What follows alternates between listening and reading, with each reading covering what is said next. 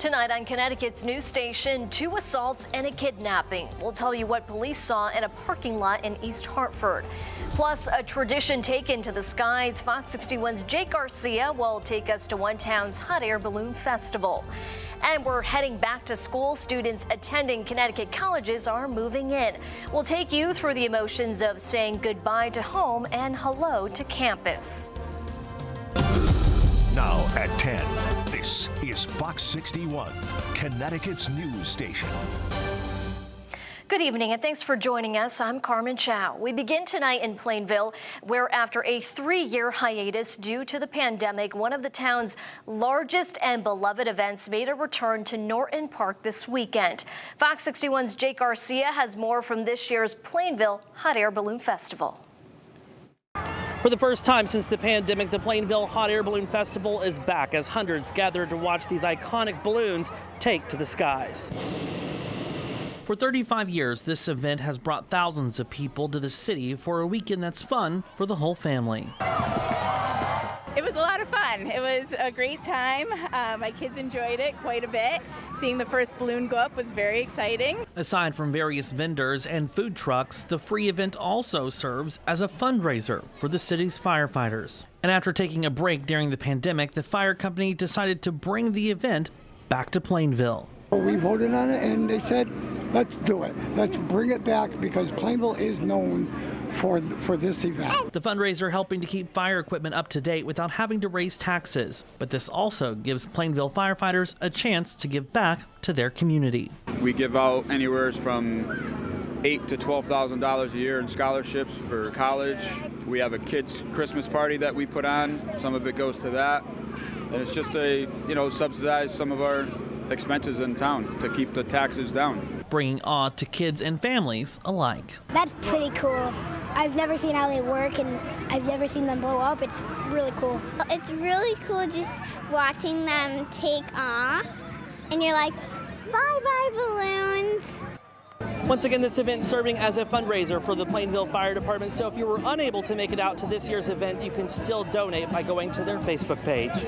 In Plainville, Jake Garcia, Fox 61, Connecticut's news station.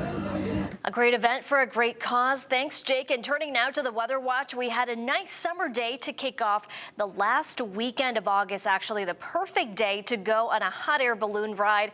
Let's check in with meteorologist Ryan Breton. Ryan, it's good to reunite with you again. It's been a while. Between vacations and time off, I think it's been a month. But you're right, Carmen, a beautiful day out there today. And it's still warm and humid tonight. 74 in Hartford. We're at 73 degrees in New Haven. We do have some 60s, particularly in western and northwestern Connecticut, where the air is a little bit drier. But I think for most of us tonight, there will be some stickiness in the air. There is one shower that's moving through the quiet corner at this point. A couple of drops coming down for Putnam and Thompson at this point around Webster, Massachusetts. But that is really the only shower in the area. Other than that, we have mostly dry weather building in for the night tonight. Temperatures will be dropping down into the low and mid 60s, muggiest and mildest along the shoreline.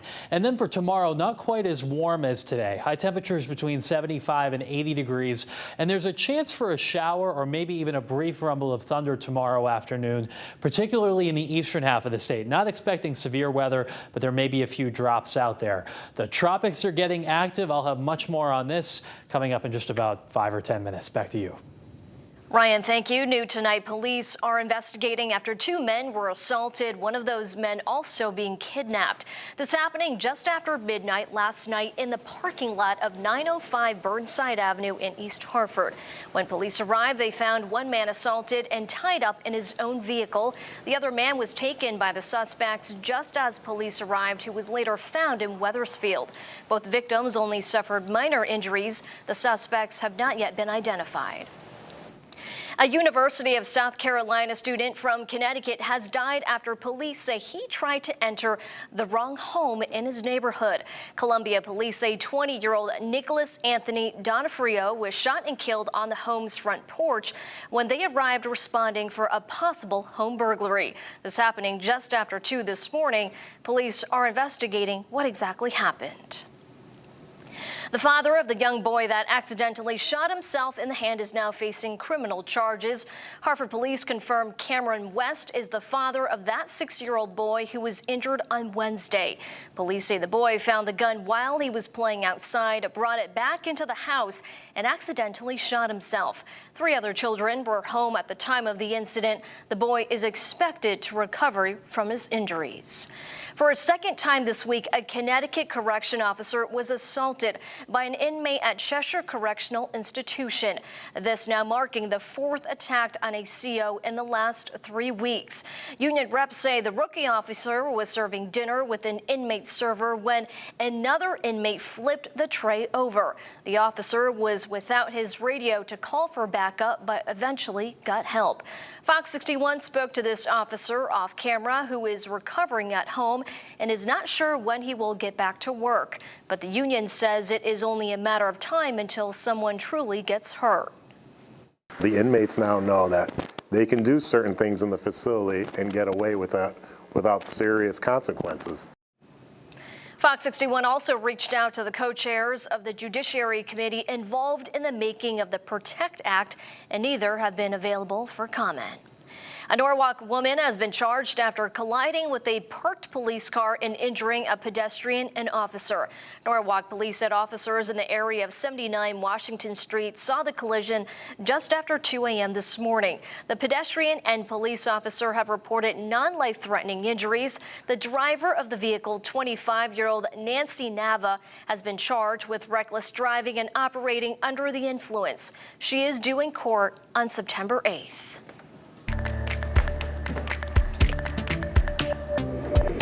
It's back to school time for colleges across Connecticut. Post-university students are moving in this weekend ahead of the first day of classes on Monday. Fox 61's Angelo Bavaro visited the campus in Waterbury. A day of moving boxes and bags and bittersweet goodbyes. I'm coming back like 2 days. Just stay positive. Sophomore Jaquan Bromell saying hello to a new semester at Post University. His mom helping him move in, both focusing on the bright spots. I'll save food in the refrigerator. You know, I'm a big sports person, so I'm definitely looking forward to playing sports and just enjoying my time here at college, really. Just living the life and having fun, but also trying to get my books done at the same time. The Post community, nearly 1,000 students strong. Several hundred live on campus and others commute. We have a lot of programs across the board, but I think a lot of our business programs, accounting, management, business administration are really big, as is psychology and communication. Post is a small campus, but it's a big opportunity. Also part of the campus community, international students.